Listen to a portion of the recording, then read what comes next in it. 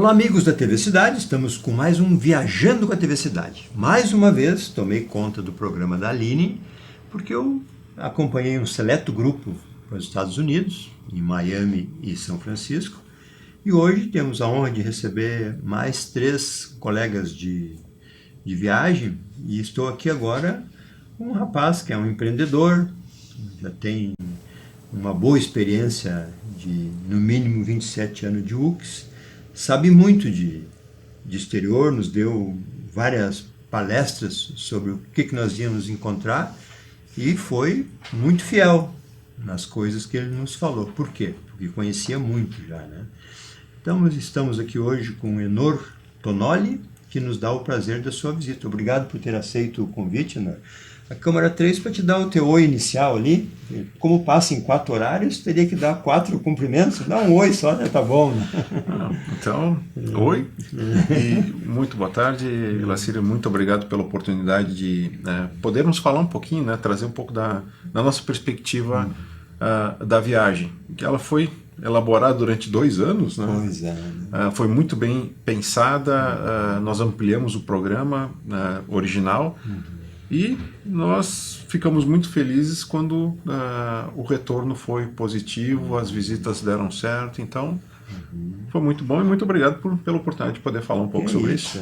Para nós é uma satisfação, porque é um conteúdo, né, Enor, que eu ao longo da vida aí, que já peregrинei por vários assim, setores, eu vou te dizer, eu já fiz viagem de turismo, de outros negócios também, para feira, mas essa é de uma qualidade assim que todos até agora só elogiaram, né? Durante início, meio, fim e pós, né? Inclusive a SIX local vai fazer dia 6, todos nós vamos falar um pouquinho da viagem no Almoçando com a SIX, né? E eu vou preparar algumas imagens de tudo que nós fizemos para passar lá para o pessoal. E o prefeito voltou muito empolgado, viu? Ele já esteve nessa reunião da startup aqui de Farroupilha, né, que é do co-work ali da UX, né? Uhum. Inclusive tu já deu palestras ali também, né? Uhum. Conhece toda a turma, né?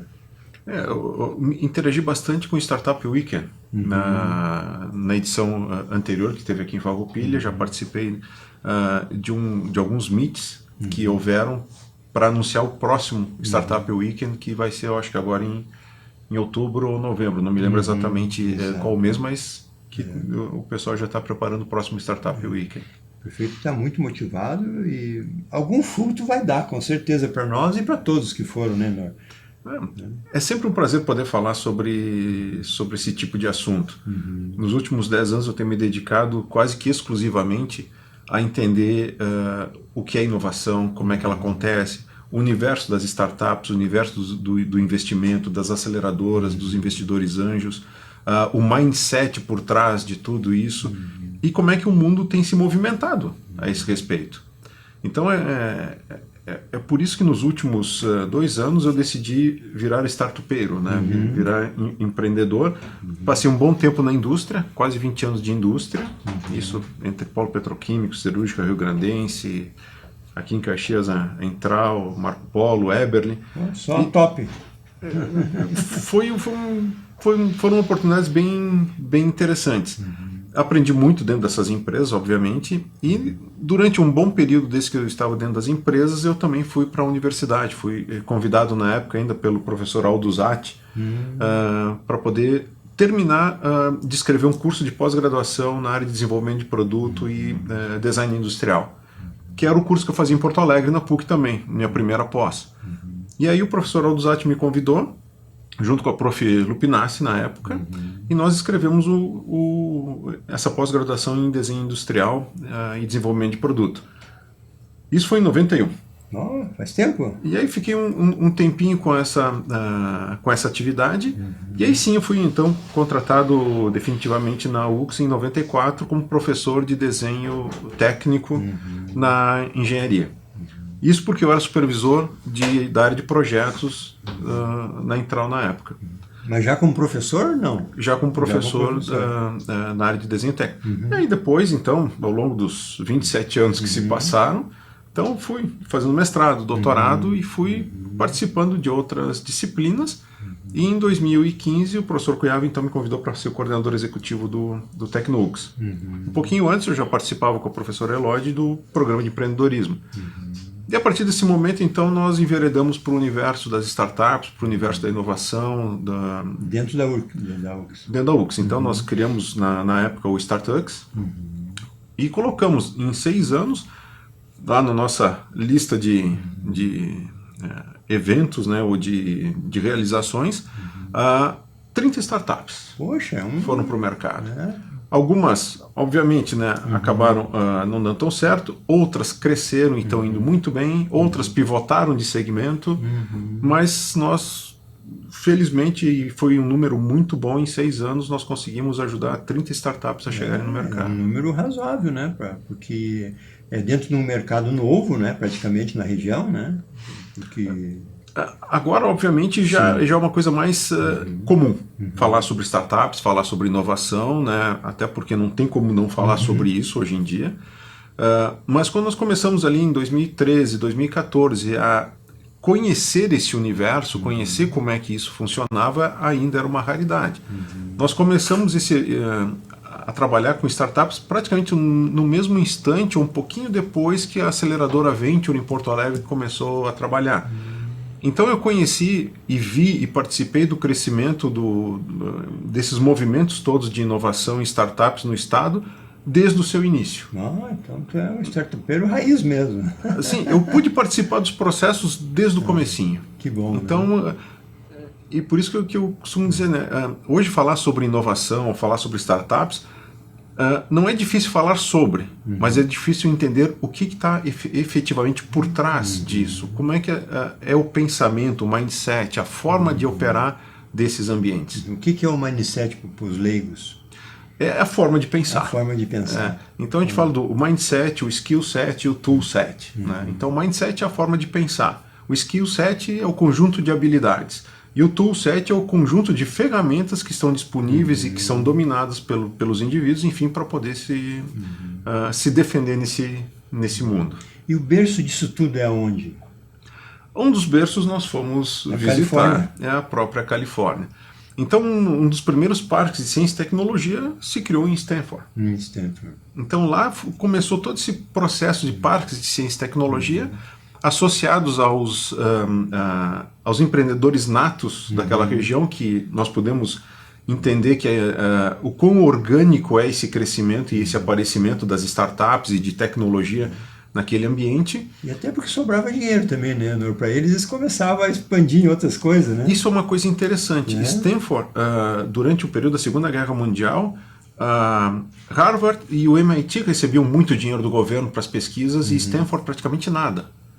Até que o reitor de Stanford resolveu virar o jogo. Ele disse, não, nós temos competências instaladas aqui na nossa universidade e na nossa região que nos permite participar do nível top desses investimentos e da entrega para o mercado, enfim, para as pessoas daquilo que a gente faz aqui. E aí Stanford começou a ser um dos pivôs de articulação, de criação e geração de mão de obra para... E mão de obra é um termo até que hoje em dia é um pouco, é um pouco duro demais para a gente falar, né? Muito ligado à indústria, né? Ainda existe esse resquício industrial né, no nosso pensamento. E obviamente que vai desaparecendo à medida que as gerações vão se sucedendo, né? Mas ali começou todo esse processo. Uma das primeiras estações de rádio do mundo foi ali em São Francisco. Então teve várias coisas, a HP se instalou ali, cresceu ali. Então, teve muita coisa que aconteceu e que provocou essa abundância de pessoas com um elevado nível de talento a crescerem de forma orgânica e, obviamente, se tornou um local de atração de talentos. A Serra não é diferente pelo crescimento industrial que teve também, né? Não, a Serra, eu diria assim, ela é um dos lugares hoje no país que foi berço de extraordinários empreendedores. Nós tivemos a Didia Bandeira ainda no século retrasado. Todo o processo, a Eberly, tanto que o prêmio Didia Bandeira, que acontece na SIC de Caxias do Sul, lá, é baseado na história da Didia Bandeira, que era da família Eberly. Olha só. Né, que criou todo aquele... começou o processo, né? E obviamente que depois os seus herdeiros foram tão empreendedores quanto e criaram um império, né? Caxias acabou crescendo em volta da Eberle praticamente, e depois várias outras grandes empresas acabaram se instalando e crescendo junto. Então, nós temos um talento nato para empreender, né? Mas a inovação, ela cobra mais alguns valores. Ela tem uma cobrança um pouquinho mais severa. Andar com o pé mais na frente. Então, assim, tudo isso é fantástico, é excelente, mas tem preço e tem prazo. Então, se as coisas não andam de uma forma, num compasso adequado, né? E entendendo que isso tem um preço que tem que ser pago para que isso possa evoluir, é muito fácil ficar para trás, né? Claro, né? Porque a velocidade hoje é outra, né? Então, a velocidade é outra, as gerações que se sucedem pensam diferente, têm expectativas diferentes, se comportam diferente, têm uma relação com a tecnologia diferente, têm uma relação pessoal diferente. Então, assim, gerir as coisas como eram geridas no passado, que deu muito certo, não tem garantia absolutamente nenhuma que isso vai funcionar agora. Amanhã pode ser passado já, né? Hoje. O que deu certo há 40, 50 ou 30 anos atrás, pode ser que não dê certo nos próximos 5. Exato. Então, o processo de transformação tem um preço, né? E a gente tem que estar ciente, temos que estar cientes de que essa conta chega, né? E a gente tem que estar pronto para pagar ela. É isso aí, tem que se preparar. Você fez o teu mestrado, tudo na UX também? Via UX, mas meu mestrado foi com a Federal de Santa Catarina, mas num acordo, numa parceria com a UX, e o doutorado com a Federal do Rio Grande do Sul, em Porto Alegre, também numa parceria com E tu a fez UX. doutorado em que, no caso? O mestrado foi em engenharia de produção e o meu doutorado foi na área de administração, com ênfase em sistemas de informação e apoio à decisão. Poxa, então és um professor completo. A gente nunca está pronto, eu diria assim. Modesto também. Um professor que goste de ser razoavelmente bom, ele acha que ele está sempre na versão beta ainda. Tem né? que ir atrás. Tem que estar aprendendo. Se o professor não aprendeu, o aluno também não vai. Não vai aprender. Assim, elogiar a missão aí no restaurante que a gente, nos cafés, nos almoços que a gente fazia, todos sem exceção, nenhum era, talvez nós ali de Farroupilha éramos mais primeiro marinheiro nisso, né? Mas vocês já fizeram outras tantas, né? E tanto a Juscelda como a Silvana e a própria Lilian também fizeram muitas, né? E todos elogiaram muito essa, né? Foi esse garimpo aí que vocês fizeram de escolher as pessoas certas e dar esse ritmo, que foi um ritmo de gincana, não foi uma coisa assim muito fácil de correr para lá e para cá, né? Que sucesso assim que tu atribui mais isso a essa viagem? Bom, o sucesso ele só ocorre depois que as pessoas dizem que foi um sucesso, né?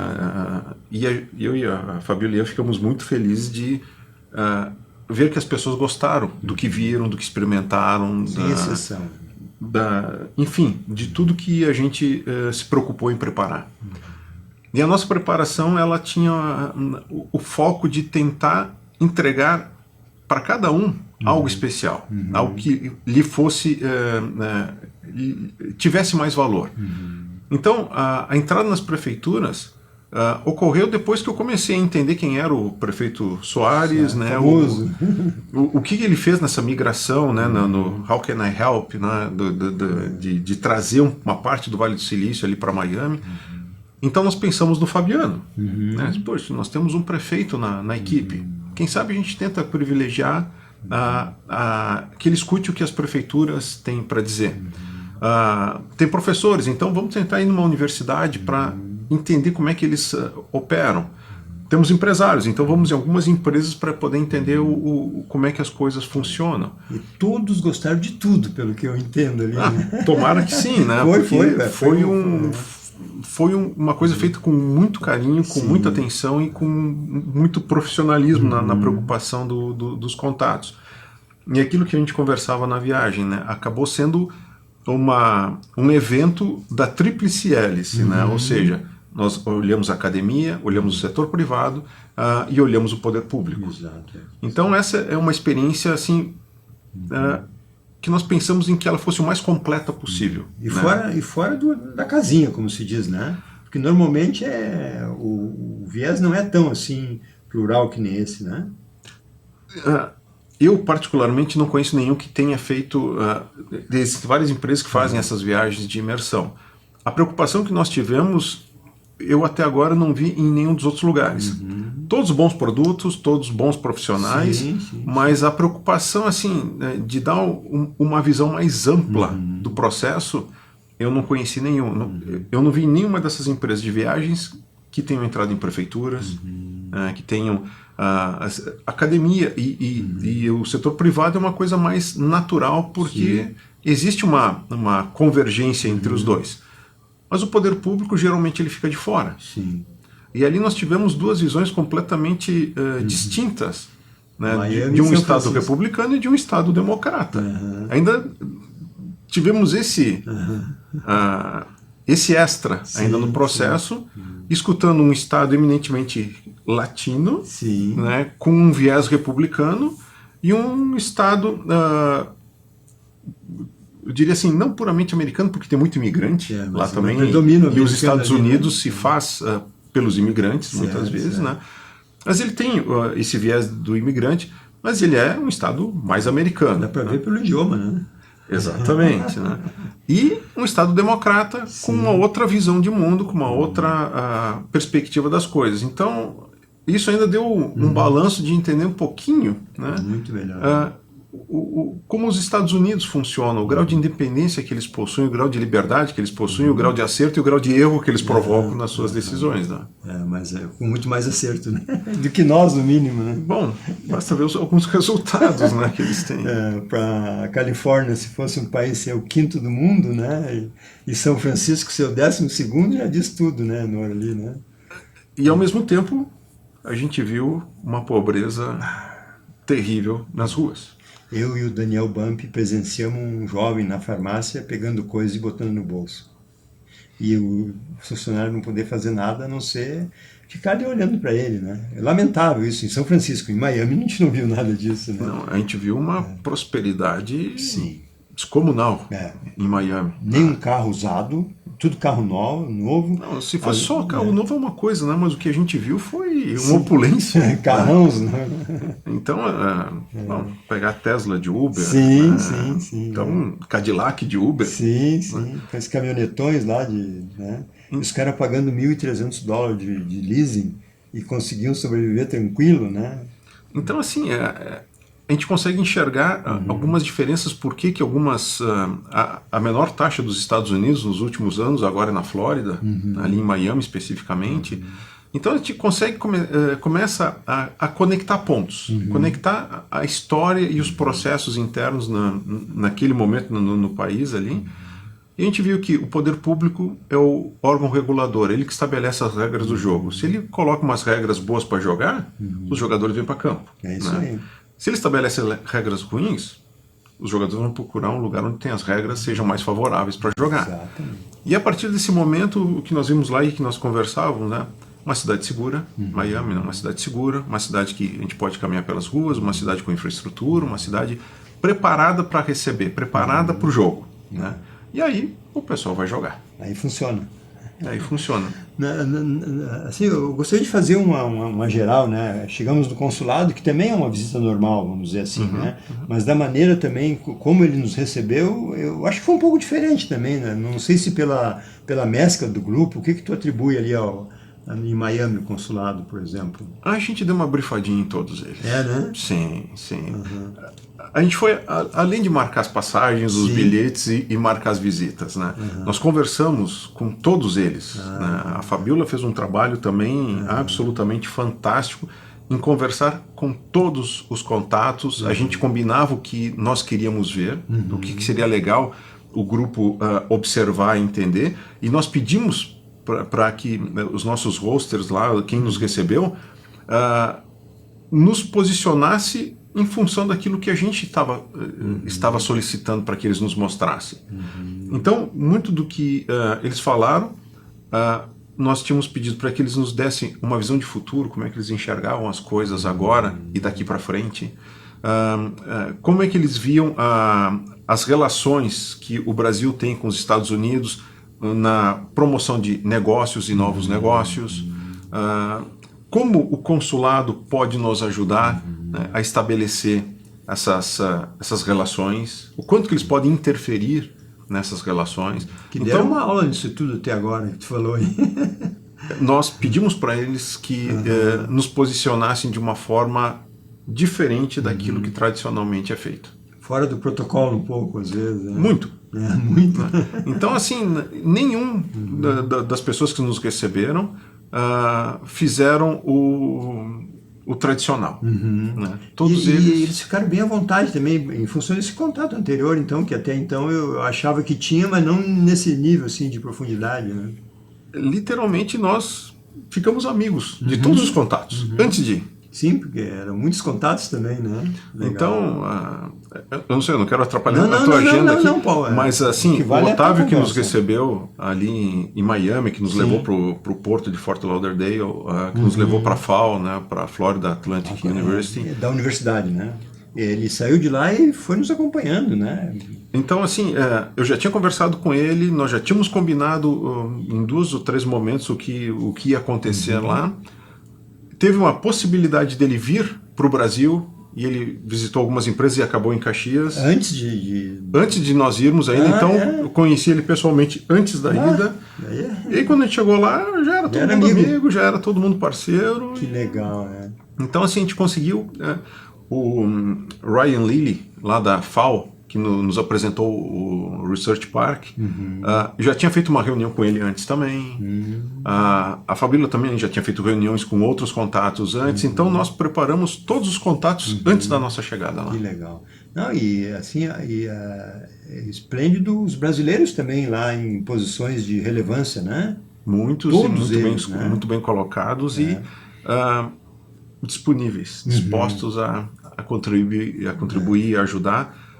E é uma, que nem a gente conversa frequente, a Fabíola conversamos, como a gente fazer para manter isso vivo ao longo do tempo, como usufruir melhor dessas conexões, como privilegiar mais esse processo todo e manter isso vivo, né?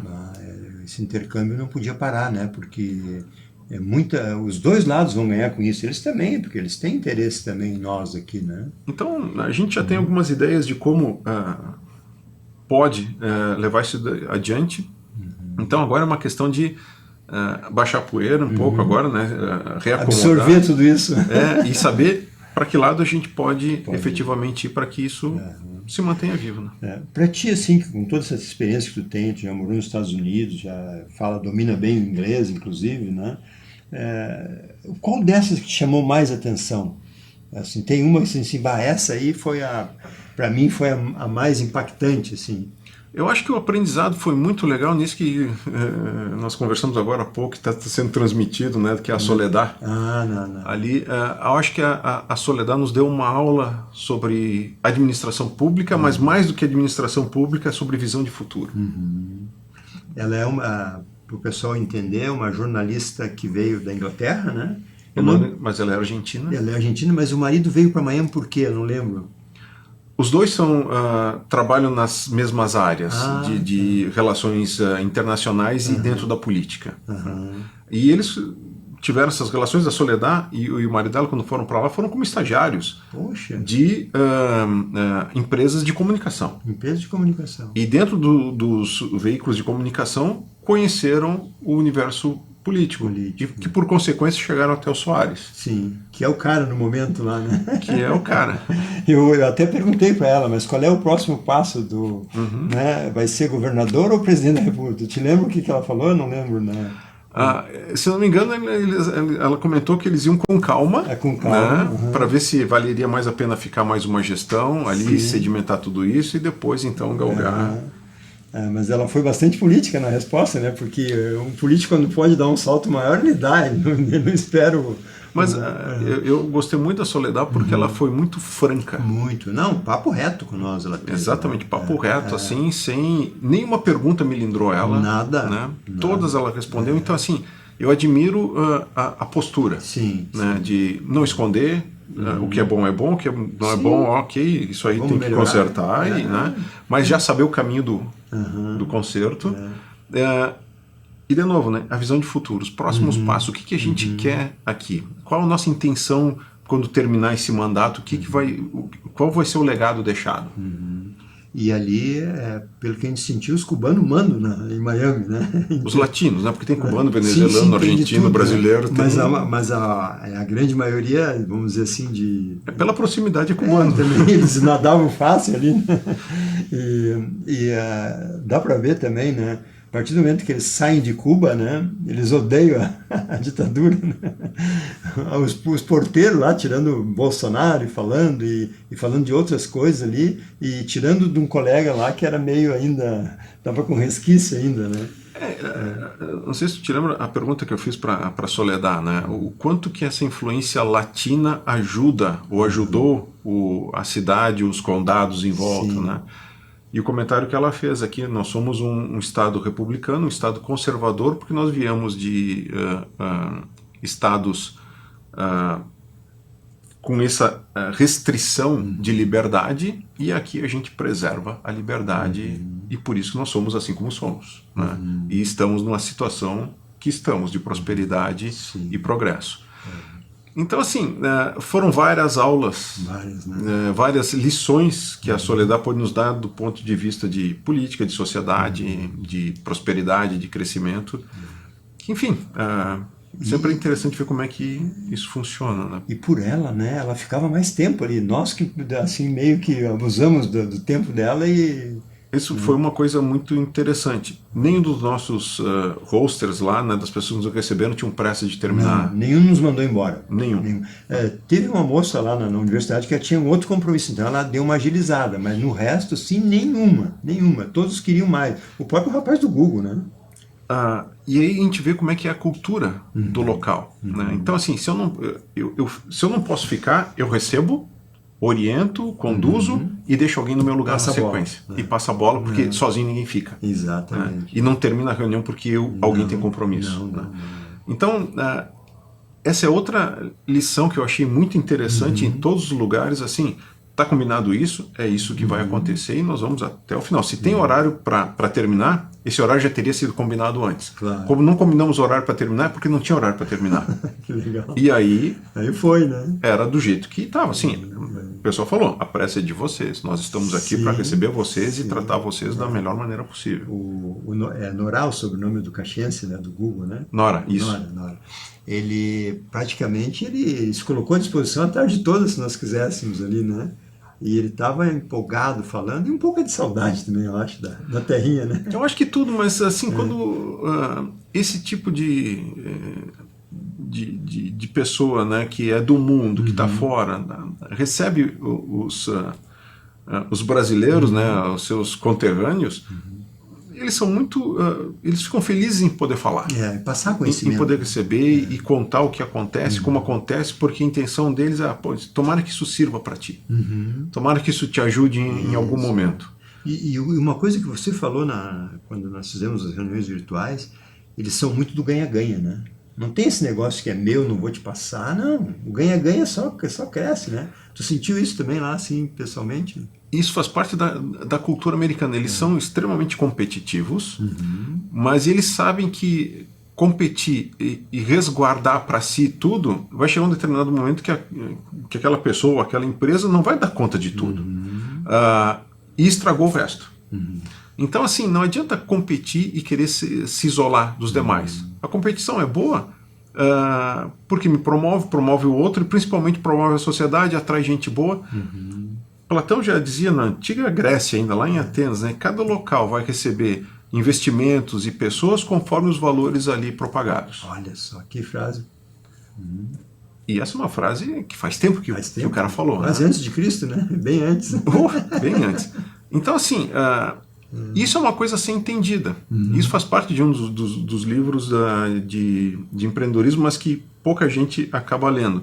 Então, e pouca gente usa isso. Então, os valores que em um determinado local são privilegiados, são exaltados, eu vou receber proporcional àqueles valores.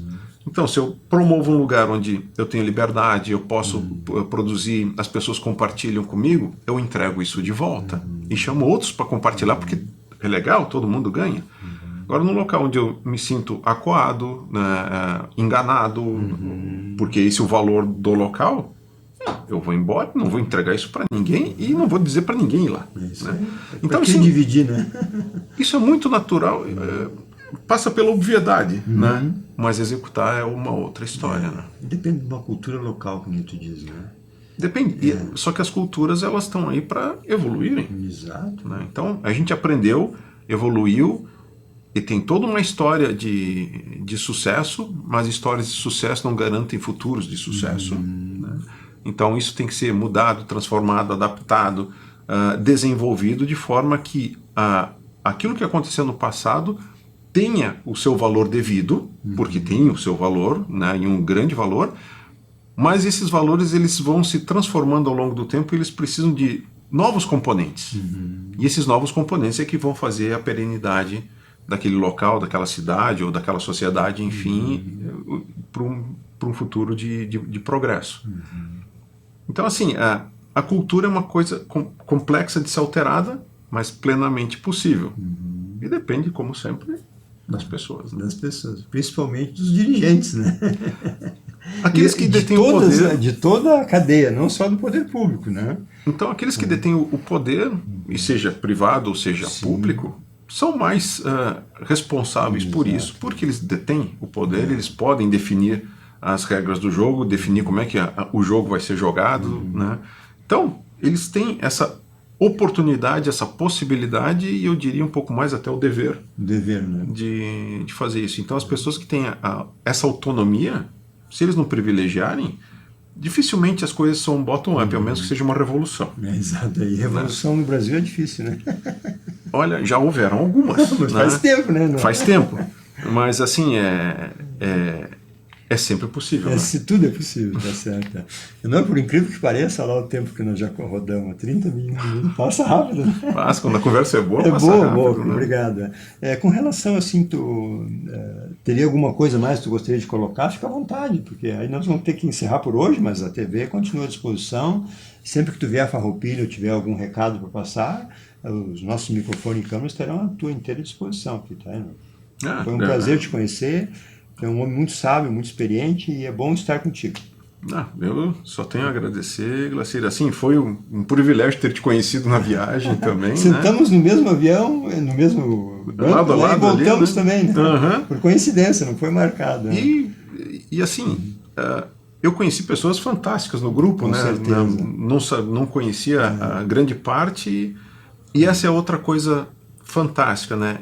Conhecer gente nova, trocar experiências e ver o que juntos a gente pode construir. Então esse é eu acho que é o que faz sentido nessa vida, né? O que a gente pode construir e deixar como legado e achar parceiros sempre para fazer com que isso aconteça. Obrigado pela tua presença. Obrigado, eu.